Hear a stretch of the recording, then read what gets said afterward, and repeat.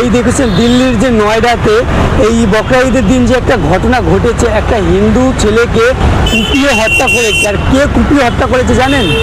কোনো শত্রু না, কোনো পাওনাদার না, তার নিজের বেস্ট ফ্রেন্ড, বন্ধু এবং তার বাবা মিলে, বন্ধুরা মিলে তাকে হত্যা করেছে। আর সেই বন্ধুটা কে ছিল জানেন? মানে আপনারা শুনলে সেই কমিউনিটির নামটা আপনাদের পায়ের থেকে জমিন সরে যাবে। সত্যি, যে হিন্দু ভাইটাকে খুন করা হয়েছে, সে যার হাতে খুন হয়েছে তার নাম হচ্ছে আসাদ। ভাবুন তাহলে হিন্দু মুসলমান কতটা তুঙ্গে উঠে গিয়েছে বর্তমান সময়ে।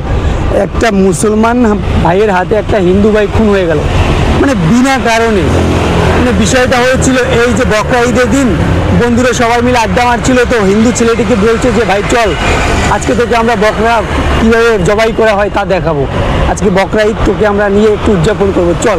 তো যাবে না, ওকে জোর করে নিয়ে যাওয়া হয় এবং ওখানে নিয়ে গিয়ে তাকে বলছে দেখ এভাবে বকরাকে জবাই করা হয়, এভাবে বকরাকে কোরবানি করা হয়। তো সেই হিন্দু ছেলেটা এইসব সহ্য করতে পারেনি, এইসব পছন্দ করে না, তারা কখনো এইসব দেখেনি। তো সে বলছে না আমার এগুলো ভালো লাগে না, আমি চলে যাচ্ছি ভাই, আমার এসব ভালো লাগছে না।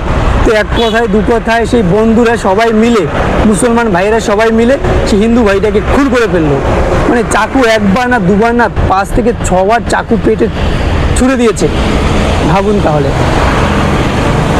মানে একটা বন্ধু, কোনো পাওনাদার বা কোনো শত্রুতা আছে এরকম কিছুই না। সেই মুসলমান ভাইটা নাকি সেই বন্ধুটার বাড়িতে নাকি যেত, তার মাকে নাকি কাকিমা বলে ডাকতো, খাওয়া দাওয়া করতো, মানে বিশাল একটা সম্পর্ক ছিল। এক কথা বলতে পারেন ভাইচারা। আজকে দাঁড়িয়ে সেই বন্ধুটাকে খুন করে ফেললো। তো বর্তমানে এরকম পরিস্থিতি, ভাবুন কাকে বিশ্বাস করবেন? ভাবুন তাহলে, বিচার করুন।